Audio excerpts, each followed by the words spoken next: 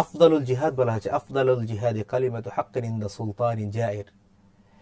আপনি যদি সত্য কথাটা, উপযুক্ত কথাটা জালেম সরকারের সামনেও যদি সেটাকে সুন্দরভাবে উপস্থাপন করতে পারে, সেটা হচ্ছে আফদালুল জিহাদ বলা হয়েছে, সর্বোৎকৃষ্ট জিহাদ। ইসলাম থেকেই অন্যান্য যারা হিউম্যান রাইটসের কাজ করছে বা ফান্ডামেন্টাল রাইটসের কাজ করছে বা মানবাধিকারের কাজ করছে, বিভিন্ন এনজিও গুলো কাজ করছে, তার এখান থেকেই আমরা যদি খুব গভীরভাবে বিশ্লেষণ করি দেখতে পাবো যে ওখান থেকেই তার সূত্রটা কিন্তু ওই জায়গা।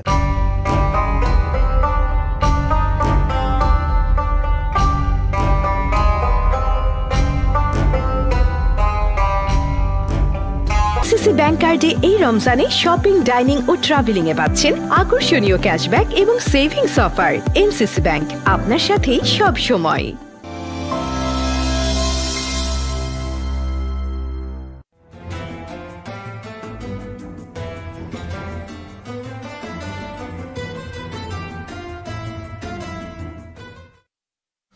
বিসমিল্লাহির রহমানির রহিম। আলহামদুলিল্লাহি রাব্বিল আলামিন ওয়াল আকিবাতু লিল মুত্তাকিন ওয়াসসালাতু ওয়াসসালামু আলা সাইয়্যিদিনা মুহাম্মদ সাল্লাল্লাহু আলাইহি সাল্লাতু ওয়াসসালাম। প্রিয় দর্শক, যারা বার্ষিক টিভি দেখছেন দূর এবং দূরান্ত থেকে, সকলকে জানাই মাহে রমাদানের আহলান সাহলান, মাহে রমাদান। প্রিয় দর্শক, খুশ আমদেদ মাহে রমাদান। প্রিয় দর্শক, আপনারা দেখছেন এনসিসি ব্যাংক নিবেদিত ইসলামী সমাধান, পাওয়ার্ড বাই এনসিসি ইসলামিক। প্রিয় দর্শক, রমাদান মাস তো সেই মাস যে মাসে আল্লাহ তাআলা পবিত্র কোরআনুল কারীম নাজিল করেছেন। যেমনটি আল্লাহ তাআলা বললেন, শাহরু রমাদান আল্লাযী উনজিলা ফীহিল কোরআন, এবং অন্যত্র আল্লাহ তাআলা বলছেন, ইন্না আনজালনাহু ফী লাইলাতিন মুবারাকা। প্রিয় দর্শক, এই কোরআনে রয়েছে মানব জাতির সকল সমস্যার সমাধান। আল্লাহ তাআলা পবিত্র কোরআনুল কারীমে বললেন, তিবয়ানান লিকুল্লি শাই। অন্যত্র আল্লাহ তাআলা বলেছেন, মা ফাররাতনা ফিল কিতাবি মিন শাই। সুতরাং এটি একটি মোকাম্মল নিজামে হায়াত, কমপ্লিট কোড অফ লাইফ। এই কোরআনে, যে কোরআনকে আল্লাহ তাআলা নাজিল করলেন রমাদান মাসে, এই কোরআনটা হচ্ছে মানব জাতির একটি আলোক ভর্তিকা। প্রিয় দর্শক, এই ইসলামে এমন কোনো দিক নেই যেটি আল্লাহ তাআলা আলোচনা করেননি কোরআনে, অথবা আল্লাহ রাসূল আলোচনা করেননি তার সুন্নায়। প্রিয় দর্শক, আজ আমরা একটি গুরুত্বপূর্ণ বিষয়ের উপর আলোচনা করব, যে বিষয়কে নিয়ে কাজ করে বিশ্বের অনেক সংস্থা, অনেক রাষ্ট্র, ইভেন জাতিসংঘ, সেটি হচ্ছে মানবাধিকার, হিউম্যান রাইটস। কিন্তু এই হিউম্যান রাইটসকে ঘিরে ইসলাম যা বলেছে সেটা আজ পর্যন্ত স্বীকৃত এবং ওয়েল অ্যাকসেপ্টেড। এর বাইরে কোনো মত অথবা পথ, কোনো মতবাদ এত সুন্দর করে মানবাধিকারের সংজ্ঞা দিতে পারেনি, অথবা মানবাধিকারের বিষয়গুলোর সমাধান দিতে পারেনি। প্রিয় দর্শক, আজ এই গুরুত্বপূর্ণ বিষয়ে আলোচনা করার জন্য আমরা আমাদের স্টুডিওতে নিমন্ত্রণ জানিয়েছি সম্মানিত একজন অধ্যক্ষকে, যিনি একটি মাদ্রাসার অধ্যক্ষ। আমরা তার মুখে তার পরিচয় শুনি, উনি কোথায় আছেন, কি দায়িত্ব পালন করছেন। চলুন আমরা তার সাথে পরিচিত হই। আপনার সংক্ষিপ্ত পরিচয়টা আমাদের প্রিয় দর্শকদের জন্য। আসসালামু আলাইকুম ওয়া রাহমাতুল্লাহি ওয়া বারাকাতুহু। আমি মোহাম্মদ মুআতাসিম বিল্লাহ।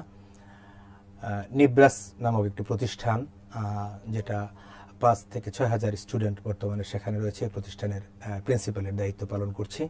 এই প্রতিষ্ঠানটি রামপুরাতে এর মূল শাখা রয়েছে, মোহাম্মদপুর এবং দক্ষিণ বনশ্রী শাখা আছে। জি, আমরা আপনার সংক্ষিপ্ত পরিচয় জানলাম আপনার মাধ্যমে, কারণ প্রত্যেক ব্যক্তি নাকি নিজের সম্বন্ধে ভালোই বলতে পারে। যাই হোক, আমরা আজকে যে গুরুত্বপূর্ণ বিষয় রমাদান ও মানবাধিকার, এ বিষয়ে আমরা আপনার বক্তব্য, যে ইসলাম মানবাধিকারে কি রূপরেখা দিয়েছে, অথবা ইসলাম এই দিকটিকে কিভাবে দেখে, যেটি বিশ্বের সবচেয়ে বেশি আলোচিত এবং বিশ্বের অনেক সংস্থা, রাষ্ট্র, ইভেন ইউনাইটেড নেশনস এটা নিয়ে কাজ করে। আহমাদুল্লাহ হামদাশ শাকিরিন ওয়া উসাল্লি ওয়া উসাল্লিমু আলা নবিয়িল আমিন ওয়া আলা আলিহি আত-তাইয়িবিন ওয়াত তাহিরিন ওয়া সাহবিহি আজমাইন ওয়া বা'দ। আল্লাহ সুবহানাহু ওয়া তাআলা মানব মণ্ডলীকে এই পৃথিবীতে আশরাফুল মাখলুকাত হিসেবে সৃষ্টি করেছেন। আশরাফুল মাখলুকাত হিসেবে সৃষ্টি করবার পর তার জীবনকে পরিচালনা করবার জন্য, জন্ম থেকে মৃত্যু পর্যন্ত জীবনটাকে পরিচালনা করবার জন্য, সুন্দরভাবে আঞ্জাম দেওয়ার জন্য একটি গাইডলাইন বা প্রেসক্রিপশন দিয়েছেন, যেটা আপনি অত্যন্ত সুন্দরভাবে বলেছেন, পবিত্র আল কোরআন।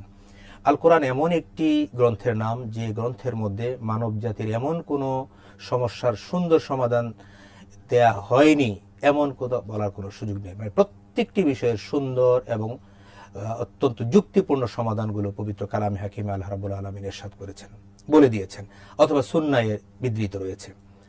আপনি অত্যন্ত চমৎকার একটি বিষয়কে আলোচ্য বিষয় হিসেবে উপস্থাপন করেছেন, মানবাধিকার। মানবাধিকার বলতে কি বুঝি, ইসলাম এটাকে কি বলছে, মানবাধিকার বলতে আমাদের কাছে এর সংজ্ঞাটাকে কি? মানব অধিকার এটাকে দুটি শব্দের সমন্বয়ে একটি শব্দ একসাথে হয়ে আসছে। একটা হচ্ছে মানব আর একটা হচ্ছে অধিকার। মানব বলতে আমরা যেটাকে বলি মানুষ, ইনসান, যেটা আপনি বললেন হিউম্যান রাইটস এর কথা, হিউম্যান। আবার যদি এটাকে আমরা বলি অধিকারটা কি, অধিকারটা হলো যেটাকে আরবিতে আমরা বলতে বলি হক, হকুক। আরবিতে যদি বলে থাকি হকুকুন নাস অথবা হকুল ইবাদ, অথবা ইংরেজিতে যেটা আপনি বলেছেন হিউম্যান রাইটস। এর সংজ্ঞাটা কি? মানুষ আল্লাহ রাব্বুল আলামিন এই পৃথিবীতে সৃষ্টি করে তার জীবনকে সুন্দরভাবে পরিচালনা করবার জন্য, সুচারুভাবে পরিচালনা করবার জন্য এমন কিছু মৌলিক অধিকার তাকে দিয়ে দেওয়া হয়েছে, যে অধিকারগুলো সে প্রত্যাশা করে এই অধিকারগুলো আমার থাকা উচিত। সেই অধিকারটুকুকেই মানবাধিকার বলা হয়ে থাকে। আমরা যদি কোরআন সুন্নাহর দিকে বিশ্লেষণের দিকে যাই বা কোরআন সুন্নাহর বিষয়বস্তুর দিকে তাকাই, কোরআন এবং সুন্নাহ মানুষকে সকল দিক থেকে সকল বিষয়ের চমৎকার অধিকারগুলো সুষমভাবে বন্টন করেছে। আজকে আমাদের পরিবারের মধ্যে প্রত্যেকটি সদস্য সুন্দরভাবে পৃথিবীতে বেঁচে থাকবার জন্য তার সহজাত প্রবৃত্তি, তার মধ্যে যেটা চায়, যেটাকে মানুষ লঙ্ঘন করতে চায় না, ব্যক্ত করতে চায়, অধিকারটা পেতে চায়, এই জিনিসটাকে আমরা মানব অধিকার বলতে পারি, মানবাধিকার বলতে পারি। কোরআন এবং হাদিসের অসংখ্য জায়গা দ্বারা এটা আমাদের কাছে প্রতীয়মান, আমাদের কাছে সুস্পষ্ট। আমরা যদি দেখি সকল দিক থেকে, মূলত হিউম্যান রাইটস বলতে যদি আমরা মৌলিক কয়েকটা কথা বলি তাহলে বলতে পারি শিক্ষা, চিকিৎসা, খাদ্য, বাসস্থান এবং পোশাক পরিচ্ছেদের যে অধিকার, এটা হচ্ছে মৌলিক অধিকার, ফান্ডামেন্টাল রাইটস বলা হয়। একেবারে মৌলিক এই পাঁচটা অধিকারের কথা বলা হয়েছে। নিরাপত্তার অধিকারের কথা বলা আছে, বাক স্বাধীনতার অধিকারের কথা বলা আছে, তার আর্থিক অধিকারের কথা বলা আছে। অসংখ্য দিক যদি আমরা একটু ঘাটাঘাটি করবার চেষ্টা করি, বিশেষ করে কোরআন অথবা হাদিসের মধ্যে যাই, তাহলে দেখতে পাবো যে সুন্দর একটি সমাধান আমাদেরকে সেই জায়গা থেকে আমরা পাবো। যেমন মানুষের মৌলিক অধিকারগুলোর মধ্যে খাদ্যের অধিকার, খাবারের অধিকার, বেঁচে থাকবার অধিকার, তার বাসস্থানের অধিকার, তার শিক্ষার অধিকার, তার চিকিৎসার অধিকার, এগুলোকে মৌলিক অধিকার কথা যেমন বলা হয়েছে। কোরআন কিন্তু এটাকে কোরআনের যুক্তি দিয়ে, কোরআনের দলিল দিয়েই সেটাকে আমাদের কাছে সাব্যস্ত হয়েছে। যদি এখন জাতিসংঘ, ইউনাইটেড নেশন এটাকে খুব গুরুত্ব সহকারে বিবেচনা করছে, দেখছে, শুধু তাই নয়, অনেক মানবাধিকার সংস্থা এখন আমাদের গোটা বিশ্বে আমরা দেখতে পাচ্ছি। সেই জায়গায় আমরা কোরআন সুন্নাহকে আমরা একমাত্র গাইডলাইন হিসেবে যদি মনে করতে পারি, সুন্নাহকে যদি আমরা একমাত্র গাইডলাইন হিসেবে মনে করতে পারি, যেটা আপনি আপনার বক্তব্যে বলেছেন, তিবিয়ানান লিকুল্লি শাই, Islam is the complete code of life. ইসলাম একেবারে সার্বজনীন, সকল সমস্যার সমাধান যেখানে রয়েছে এটা হচ্ছে ইসলামের মধ্যে রয়েছে। ফান্ডামেন্টাল রাইটসগুলোর কথা আমরা শুনলাম, যেমন খাদ্যের নিরাপত্তা, এবং ইসলামী শাসনামলে যখন গোল্ডেন টাইম মুসলমানরা পার করেছে এবং সারা বিশ্বকে তারা শাসন করেছে 700 বা 800 বৎসর ধরে, তখন মানুষ তো দূরের কথা, কোনো কুকুর না খেয়ে মারা যাবে সেটু ইসলাম খুব তীব্রভাবে এটাকে পর্যবেক্ষণ করেছে এবং নিষেধাজ্ঞা দিয়েছে। যে যেমনটি হযরত ওমর রাদিয়াল্লাহু তাআলা আনহু বললেন যে আমার এই শাসনামলে বা আমার এই খেলাফতকালীন কোনো কুকুর যদি মারা যায় না খেয়ে, তাহলে কাল কিয়ামতে আমাকে জবাবদিহি করতে হবে। এটার যে লোড, এটার যে ওয়েট অন্য কোনো মতবাদ বা ইজম ধারণ করতে পারে কিনা আমি জানি না, কিন্তু মুসলিম সমাজ বা মুসলিম উম্মাহ এটাকে ধারণ করেছে। এবং আমরা যদি সূরা কুরাইশের দিকে তাকাই, সেখানে কিন্তু একই কথা আল্লাহ তাআলা বলছেন যে ফালিয়াবুদু রাব্বা হাযাল বাইত, তাদের উচিত এই ঘরের মালিকের উপাসনা করা। তাহলে তিনি দুটো নিরাপত্তা দিবেন, খাদ্যের নিরাপত্তা, ভয় নিরাপত্তা। এই দুটো বিষয় নিয়ে হোল ন্যাশন, যে কোনো ন্যাশন, জাতিসংঘ, বিভিন্ন সংস্থা কাজ করছে, তারপরও কিন্তু তারা নিরাপত্তা দিতে পারছে না। আজকে আমরা আফ্রিকার দিকে তাকাই, আজকে আমরা ফিলিস্তিনের দিকে তাকাই, আজকে আমরা মিয়ানমারের দিকে তাকাই, অনেক জায়গায় দেখি আমরা মানে রাজ্য জুড়ে, মাইলকে মাইল জুড়ে, বর্গ কিলোমিটার জুড়ে মানুষ অন্যের জন্য হাহাকার করতেছে। কিন্তু তারপর আমরা ইসলামী বিধিবিধানের দিকে কেন আসছি না? চমৎকার ভাষায় আপনি বলেছিলেন যে ইসলামের শাসনামলটা আমাদেরকে যে জিনিসটা শিখিয়েছে, রাসূলের যুগ থেকে বা তার পূর্ববর্তী যুগ থেকে ইসলাম একটি মানুষের নৈতিক যে অধিকারগুলো আছে, মৌলিক যে অধিকারগুলো আছে, তা পরিপূর্ণভাবে দিয়েছে। হযরত ওমর রাদিয়াল্লাহু তাআলার ঘটনা আপনি বলেছেন। রাসূল সাল্লাল্লাহু আলাইহি সাল্লাম সেখানে নারীদেরকে মর্যাদা দিয়েছেন, যখন নারীদেরকে কবরস্থ করা হতো, জীবন্ত কবরস্থ করা হতো, ওয়াদুল বানাত করা হতো। সেই জায়গায় রাসূল মানে ইসলাম তাদেরকে সেই অধিকারটুকু দিয়েছে। এখন বর্তমানে যে প্রশ্নটা আপনি করলেন যে আমরা ইসলাম থেকে দূরে বা এটাকে গ্রহণ করছি না কেন, আমাদের আসলে আমরা যারা মুসলিম যদি বলে থাকি, মুসলমানরাও কোরআনটাকে একটা আনুষ্ঠানিকতার মধ্যে নিয়ে গিয়েছে, রমজানটাকেও একটা আনুষ্ঠানিকতার মধ্যে নিয়ে গিয়েছি। দেখুন, এই রমজানটা যে উদ্দেশ্যে, যে লক্ষ্যকে টার্গেট করে আল্লাহ রাব্বুল আলামিন মুসলমানদের উপর ফরজ করলেন, সেই উদ্দেশ্যের সাথে আমরা কতটুকু নিজেদেরকে সম্পৃক্ত করতে পেরেছি। সিয়ামের মূল টার্গেটটা কি? আল্লাহমুখী অন্তর, লাআল্লাকুম তাত্তাকুন, আল্লাহমুখী অন্তর তৈরি করা। কিন্তু আমরা কি সে আল্লাহমুখী অন্তর তৈরি করতে পারছি? আমরা আনুষ্ঠানিকতার মধ্যে নৈতিকতার বলে বলিয়ান হয়ে মানুষ হিসেবে বেঁচে থাকে, নৈতিকতার ঠিকই বলেছেন। কিন্তু আমরা দেখছি আমরা একেবারেই রমজানটা, আমি গতকালকে এক জায়গায় বলছিলাম আমাদের বন্ধুদের সাথে কথা বলতে গিয়ে, যে গত পরশুদিন আমাদের রমজান শুরু হলো বা এর আগের দিন শুরু হলো। এর আগের দিনটিতে আমরা কেউ বলতে পারবো যে আমরা সবাই বাজারমুখী ছিলাম না? সকলেই বাজারমুখী ছিলাম। যেটাকে আপনি আপনার কথা শুরুতে বললেন যে এটা হচ্ছে ইবাদতের জন্য, মুসলমানদের জন্য, ঈমানদারদের জন্য একটি ভরা মৌসুম, বসন্ত, ভরা বসন্ত। কিন্তু আমরা আপনার বাকি কথাটা শুনবো ইনশাল্লাহ ছোট্ট একটা বিরতির পরে। প্রিয় দর্শক, সময় হলো বিরতি নেয়ার, আমাদের সাথেই থাকুন, আমরা আবারও ফিরে আসবো ইনশাল্লাহ। আপনারা দেখছিলেন এনসিসি ব্যাংক নিবেদিত ইসলামী সমাধান, পাওয়ার্ড বাই এনসিসি ইসলামিক।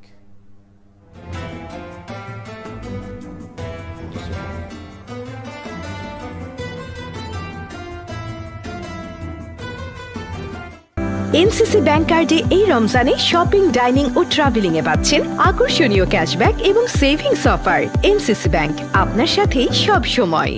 শরিয়া অনুশাসন মেনে বিজ্ঞ শরিয়া বোর্ডের নির্দেশনায় ও স্বতন্ত্র ব্যবস্থাপনায় গ্রাহকদের জন্য এনসিসি ইসলামিক ব্যাংকিং এর আকর্ষণীয় সেবাসমূহ রয়েছে, আধুনিক সকল সুবিধা। তাই শরিয়া মেনে ব্যাংকিং হবে সহজে ও নিশ্চিন্তে এনসিসি ইসলামিক ব্যাংকিং এর সাথে। এনসিসি ব্যাংক, আপনার সাথেই সব সময়। বিশ্বজুড়ে বিস্তৃত নেটওয়ার্ক ও প্রয়োজনীয় আধুনিক সকল সুবিধা নিয়ে রেমিটেন্স সেবায় আপনার বিশ্বস্ত প্রতিনিধি এনসিসি ব্যাংক, আপনার সাথে সব সময়। বিশিষ্ট ইসলামী চিন্তাবিদ অধ্যাপক সোহেলা সোবহান রচিত গ্রন্থ দৈনন্দিন জীবনে কোরআনের ভূমিকা। গ্রন্থটি পাওয়া যাচ্ছে হাক্কানি পাবলিশার্সে। বিশিষ্ট ইসলামী চিন্তাবিদ অধ্যাপক সোহেলা সোবহান রচিত গ্রন্থ শান্তির প্রতীক নবীজি। গ্রন্থটি পাওয়া যাচ্ছে হাক্কানি পাবলিশার্সে।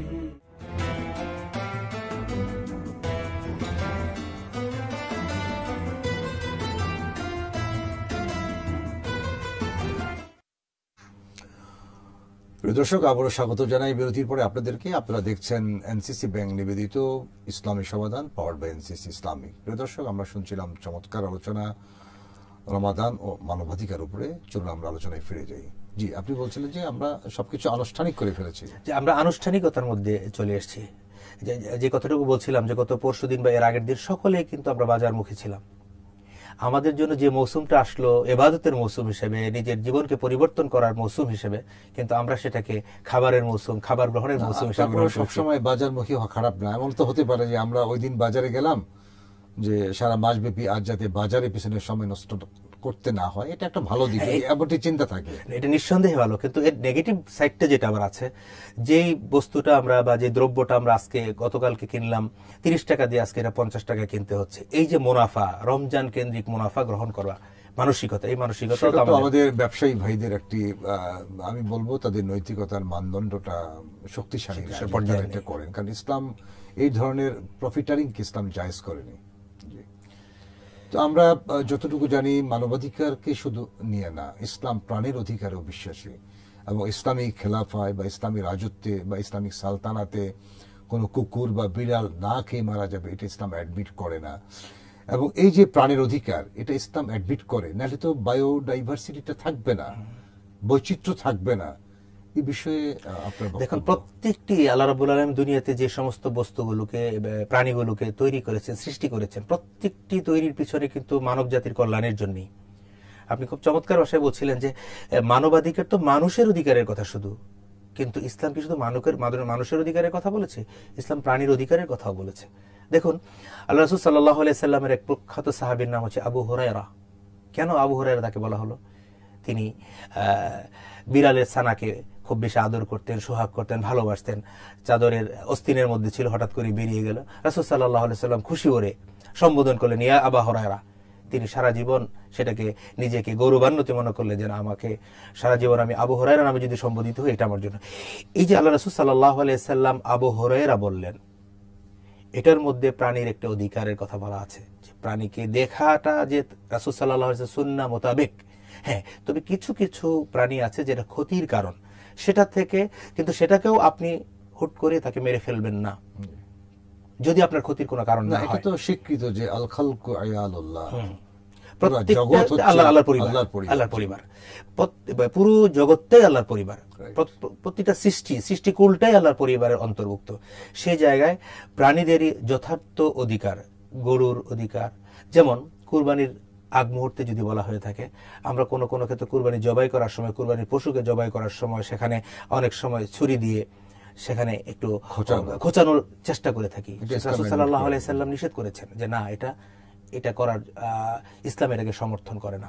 এরপরে আরেকটি পশুর সামনে একটি পশুকে জবাই করা নিষেধ করা হয়েছে। এই ধরনের অনেক বিষয় আছে যেখানে প্রত্যেকটি প্রাণীর অধিকারের কথা ইসলাম। আপনি দেখেন যে পাশ্চাত্যে যখন এই ধরনের সংগঠন গড়ে উঠলো, যে society for prevention of cruelty to animals, ইসলাম তার অনেক আগেই বলেছে। কি বলেছে? আল্লাহ রাসূল বলছেন, তোমার সওয়ারির পশু যদি ক্লান্ত হয় তুমি নেমে পড়ো। হ্যাঁ, যে আমার সওয়ারির পশু, যেটা আমি হয়তো ঘোড়ার উপর দিয়ে যাচ্ছি বা উটের উপর দিয়ে আমি যাচ্ছি, এবং তারা যদি ক্লান্ত হয় আমাকে আল্লাহ রাসূল বলছে তুমি নেমে পড়ো। তাদেরকে বিশ্রাম দেয়া, তাদেরকে একটু ফুরসত দেয়া কতটা নৈতিকতার দাবি রাখে, যার কারণে আল্লাহ রাসূলই কথা বলছেন।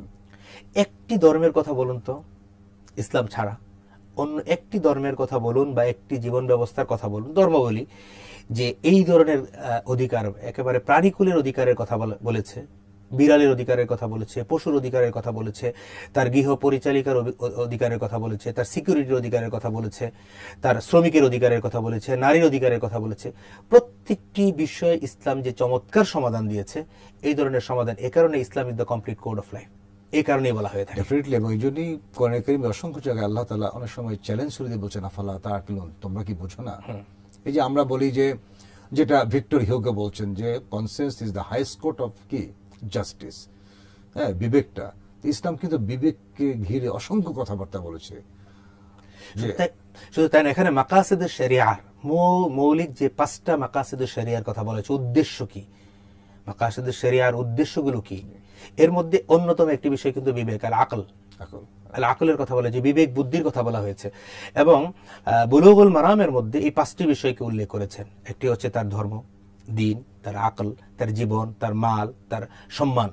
এই 5টি বিষয়কে সেখানে গুরুত্ব দেওয়া হচ্ছে, প্রত্যেকটি বিষয়। সেটা পশুরও যদি, এবং তার যে নসল, বংশ, নসলটাকে বলা হয়েছে, তার নসল, বংশ পরস্পরটাকে গুরুত্ব দেওয়া হয়েছে। এই জন্য ইসলাম প্রত্যেকটি বিষয়ে গুরুত্ব দিয়েছে। একটা কল আসছে, আমরা শুনতে পাচ্ছি। জি, কে বলছেন ভাই? জি, আসসালামু আলাইকুম, আমি নারায়ণগঞ্জ থেকে রতন বলছি। ওয়ালাইকুম আসসালাম। জি জি ভাই, বলেন আপনি। এই যুগে সত্য ও ন্যায়ের পক্ষে দাঁড়ানো এত চ্যালেঞ্জিং হয়ে উঠেছে যে ইসলাম আমাদের এই বিষয়ে কি দিক নির্দেশনা দেয়, এটা একটু আমি জানতে চাচ্ছিলাম। জি, আমরা আপনার প্রশ্নের উত্তর দেব ইনশাআল্লাহ, আপনি একটু অপেক্ষা করেন। জি, ধন্যবাদ। জি, আমরা যেমনটি আলোচনা করছিলাম বুলুগুল মারামের বিষয়টা এবং নসলের বিষয়টা। জি, মাকাসিদুশ শরিয়াতে এই 5টি বিষয়ের মধ্যে যথেষ্ট গুরুত্ব দিয়ে এই বিষয়গুলোকে হাইলাইট করা হয়েছে। পরবর্তীতে ইসলাম যে বিষয়গুলো, ইসলাম থেকেই অন্যান্য যারা হিউম্যান রাইটসের কাজ করছে বা ফান্ডামেন্টাল রাইটসের কাজ করছে বা মানবাধিকারের কাজ করছে, বিভিন্ন এনজিওগুলো কাজ করছে, তার এখান থেকেই আমরা যদি খুব গভীরভাবে বিশ্লেষণ করি দেখতে পাবো যে ওখান থেকেই তার সূত্রটা কিন্তু ওই জায়গা থেকে পেয়েছে। এজন্য আমরা বলতে পারি যে ইসলাম হলো সকল সমস্যার একটি সুন্দর সমাধানের নাম হচ্ছে ইসলাম। তো সোশ্যাল জাস্টিসের কথা বলেছে, সামাজিক ন্যায় বিচার, সামাজিক ন্যায় বিচার। অবশ্যই সামাজিক, এই যে আমরা এখন একটি সমাজের মধ্যে আছি যেখানে বলা হচ্ছে বৈষম্যহীন সমাজ, সেখানে নারী পুরুষের মধ্যে কোনো বৈষম্য থাকবে না, রাজা প্রজার মধ্যে কোনো বৈষম্য থাকবে না, এটা দেখেছি আমরা। কিন্তু ইসলাম কিন্তু আগেই বলেছে, ইসলামের একটা হাদিস যদি আমরা রাসূল সাল্লাল্লাহু আলাইহি ওয়াসাল্লাম, আন-নাসু সাওয়াসিয়াতুন কাআসনানিল মুশত,